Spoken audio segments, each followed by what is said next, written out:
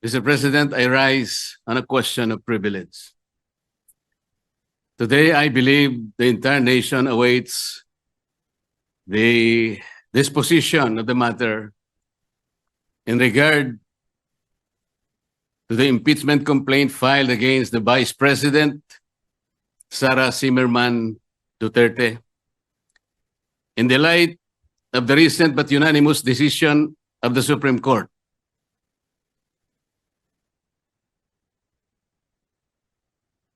Mr. President, this decision was promulgated on July 25, 2025, declaring said complaint to be unconstitutional, void ab initio, violative of due process, and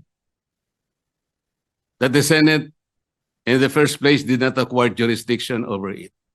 Take note, Mr. President, it even said that the decision is immediately executory.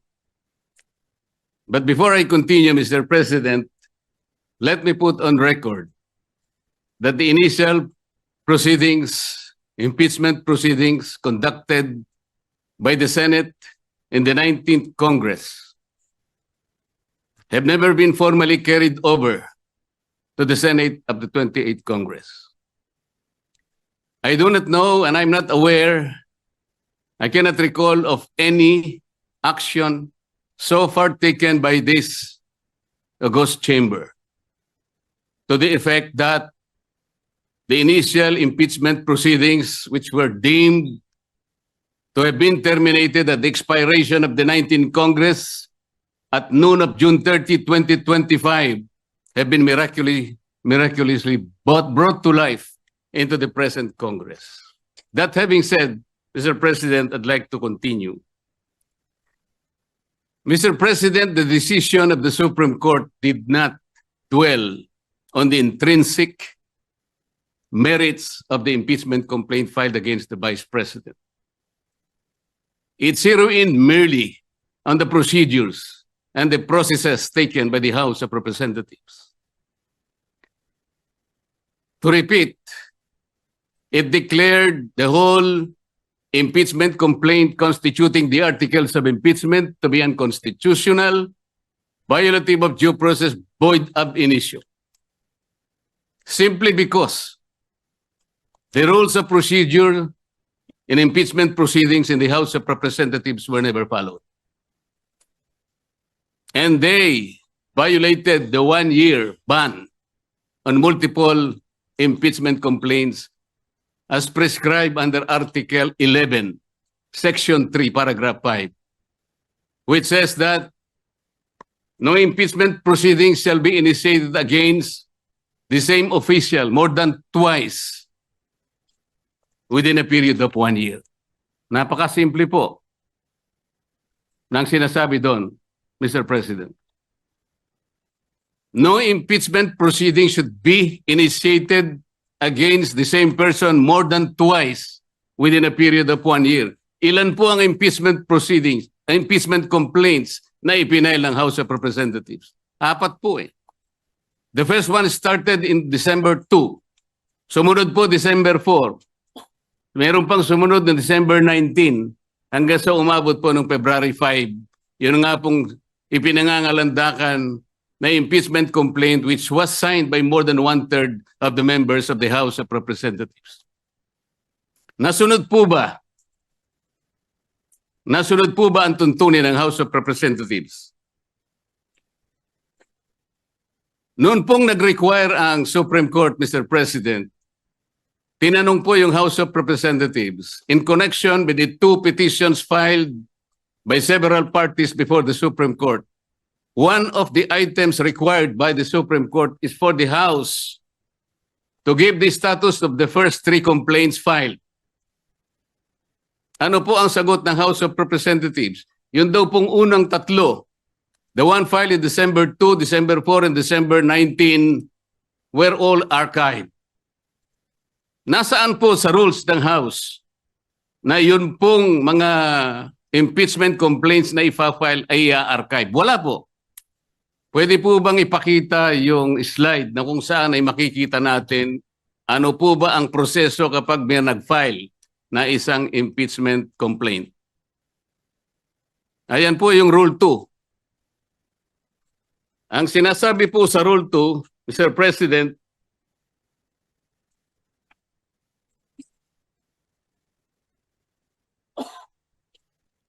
hindi sa Rule 3, sa Rule 3. Rule 2, Section 3.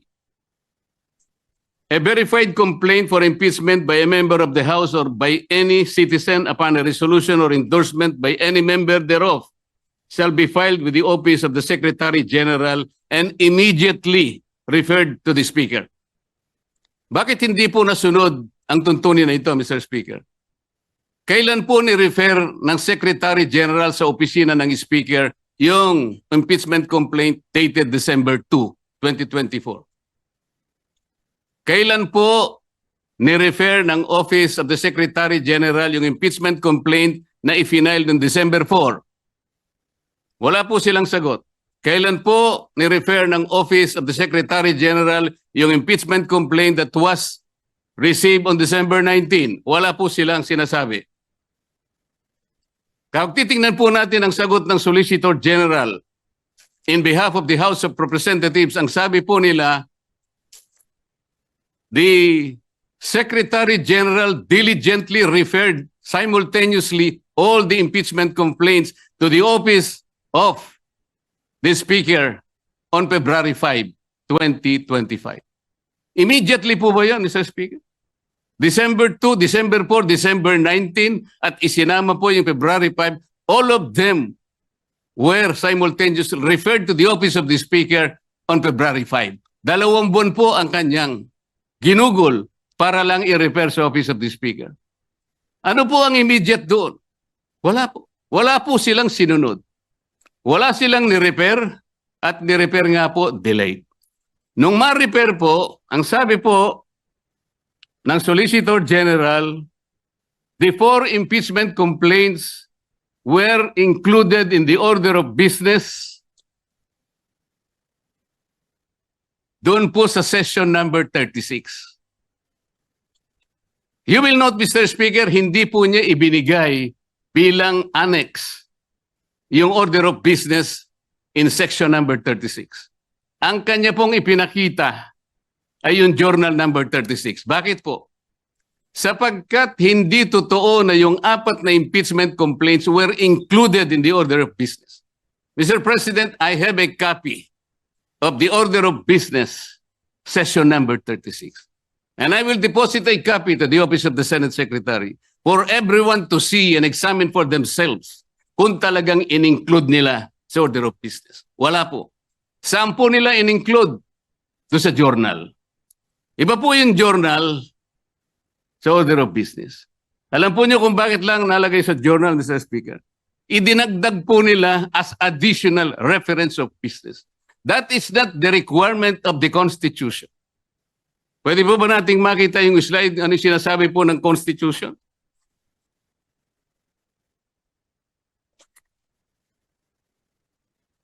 A verified complaint for impeachment may be filed by the member of the House, blah, blah, blah. Ang sinasabi po rito,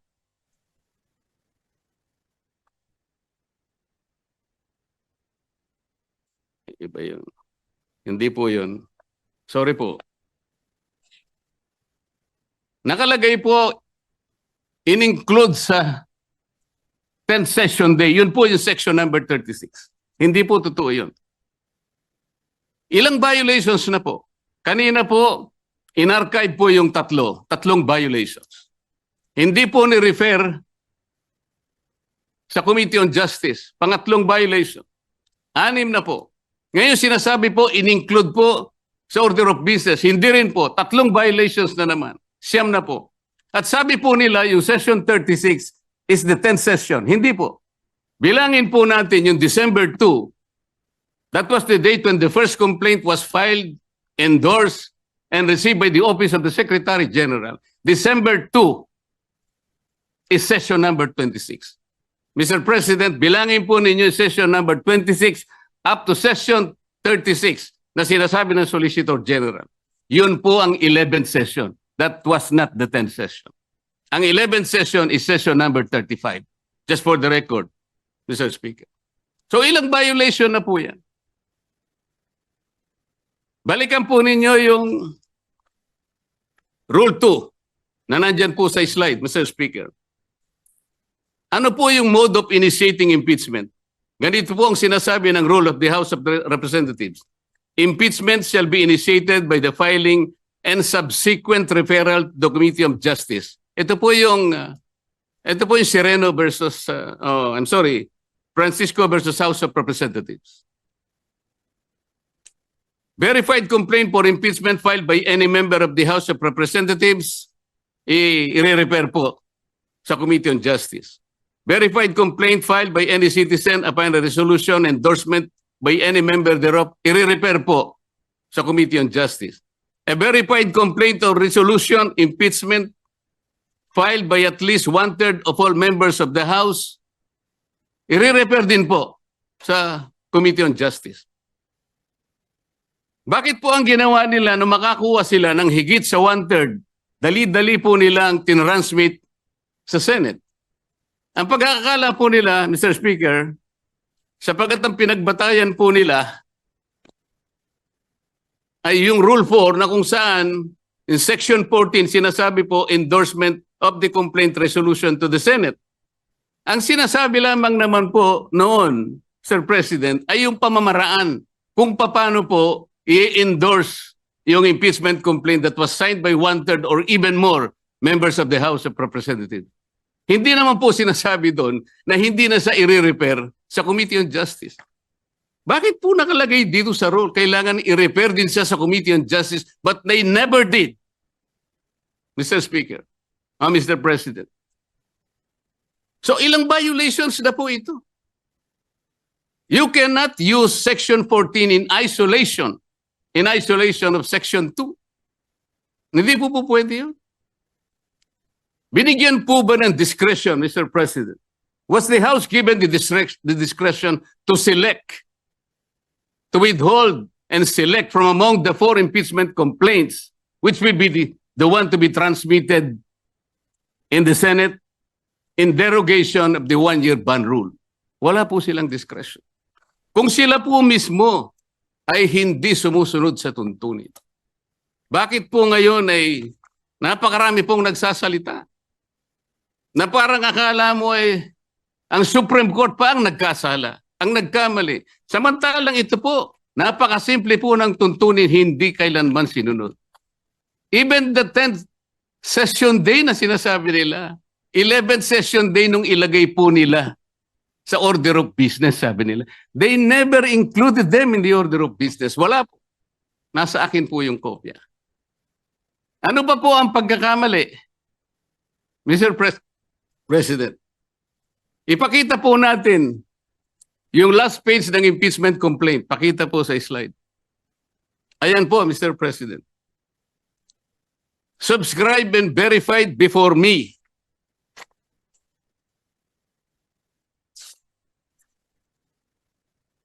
Sabi po ng Secretary General.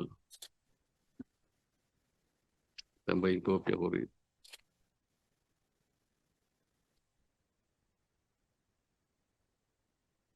Subscribed and verified before me on this blank day of February 2025. Wala pa pong date. Ito po ba ang verification, Mr. President? Hindi po. Ang verification po ay nakasaad po sa mismong tuntunin ng House of Representatives. Balikan po natin ang Section 3. Ano po ang sinasabi? Section 3, Paragraph 2. An impeachment complaint is verified by an affidavit that the complainant has read the complaint and that the allegations therein are true and correct of his personal knowledge or based on authentic records. At the very least, yun ang dapat na ilagay po. Nakalagay po ba sa verification dito? Ng Secretary General ng House of Representatives? Wala. Ito po'y parang jurat lang sa isang affidavit. Sinasabi lamang po dito, kilala niya yung nagsipirma sa isang dokumento. Na ang dokumento ay naglalaman ng 32 pages. This is not the verification required under the rules of impeachment by the House of Representatives. Ang totoo po, kung balikan po natin ang Section 14, nandyan po sa slide. Isinulat na po sa tuntunin kung ano po ang dapat kopyahin nila para magkaroon ng tunay na verification. Hindi pa po nila kinopya.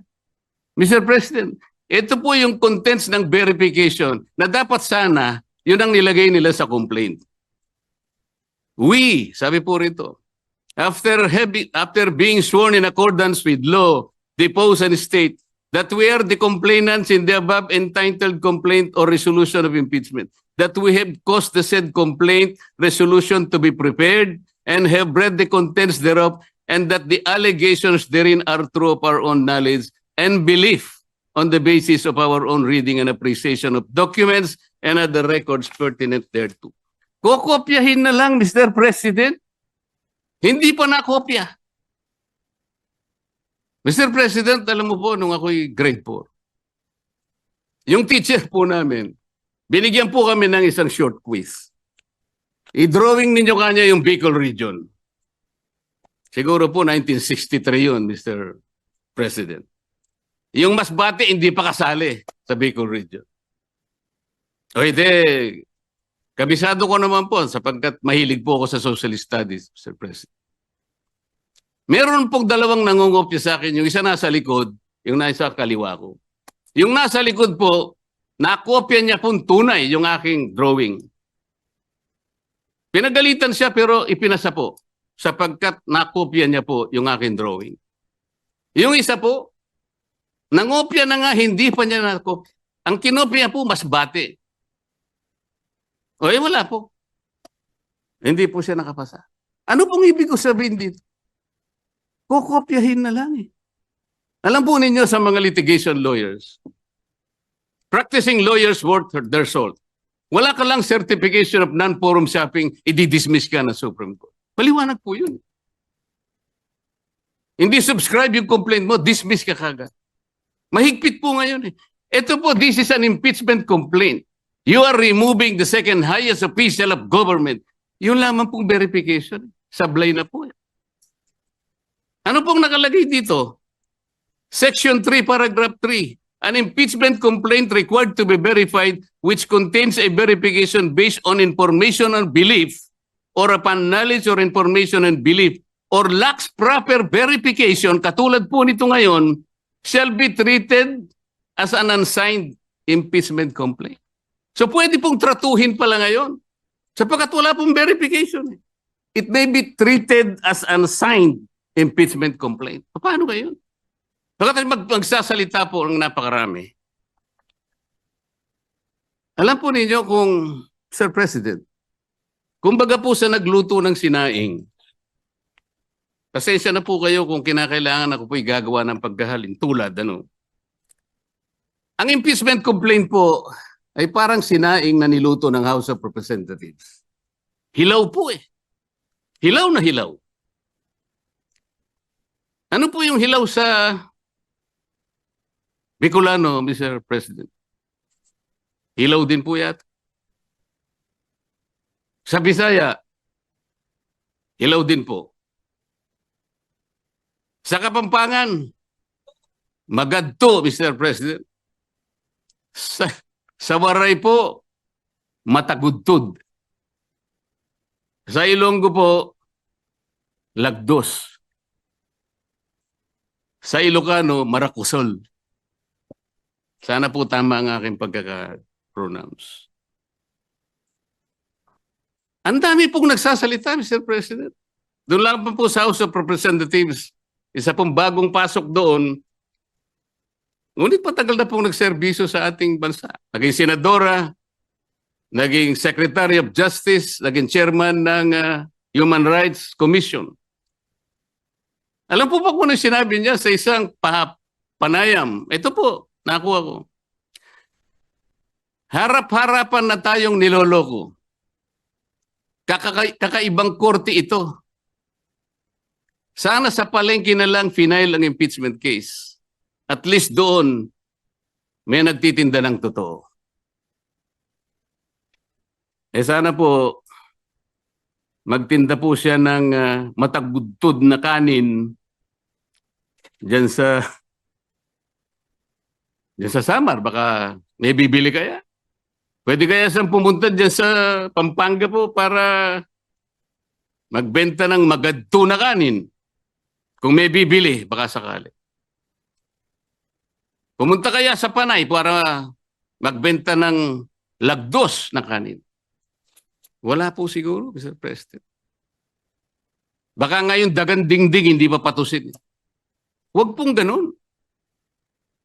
Ang dami na pong nagsipagsalita. Samantalang hindi po nila nakita.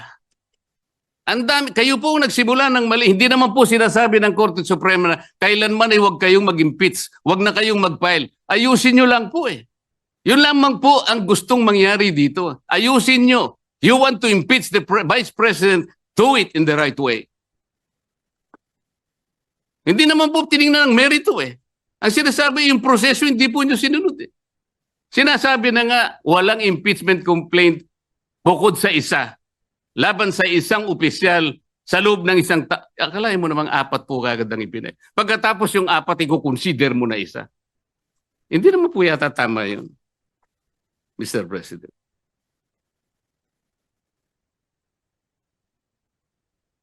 Mr. President,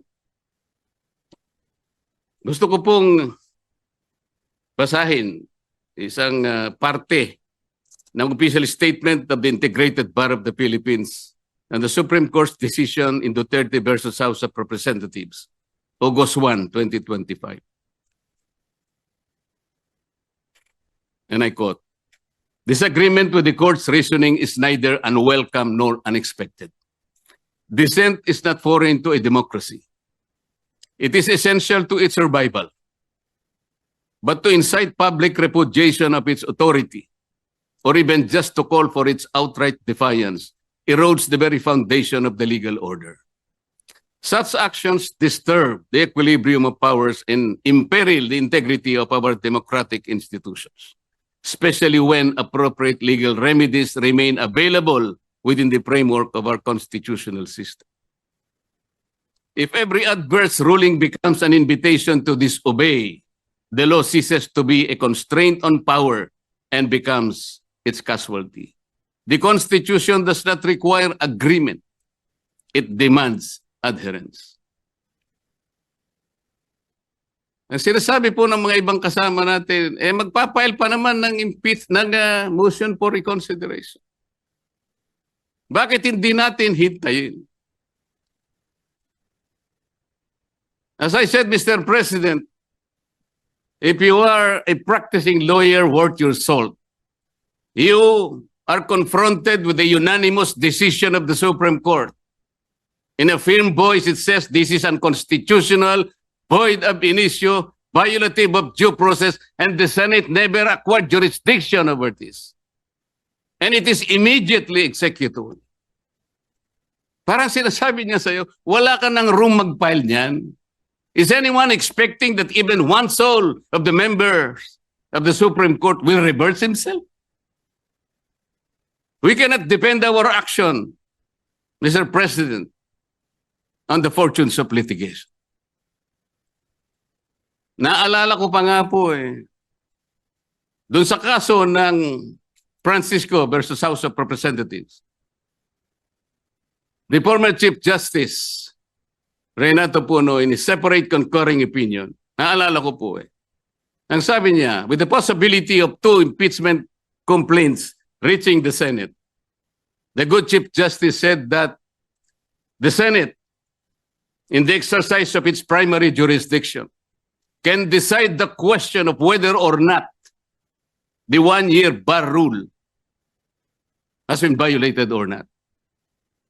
The Senate can even decide if on its face the impeachment complaint has no legal basis. At ang sabi pa po niya doon, Francisco versus House of Representatives, sabi pa niya roon if the Senate finds that the 1-year bar rule is violated or that the impeachment complaint has no legs to stand on, that will be the end of the entire controversy. He was saying that let's give all the remedies available to the House and the Senate because of their primary jurisdiction. But when the case is ripe for judicial determination, it was the view of the former Chief Justice that the Supreme Court at that time, and only at that time, when it can speak with great moral authority in order to compel the loyalty, the respect, and the obedience of our people.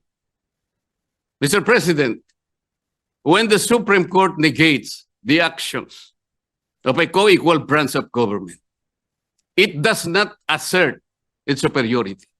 Instead, it upholds the supremacy and the dominance of the fundamental law of the land, the Constitution. And so the Supreme Court has already spoken. The last arbiter of law, it says the complaint is unconstitutional, is void ab initio, is violative of due process. The Senate never acquired jurisdiction over this. It is immediately executory. On that note, Mr. President, I respectfully move that the impeachment complaint be dismissed. I so move, Mr. President.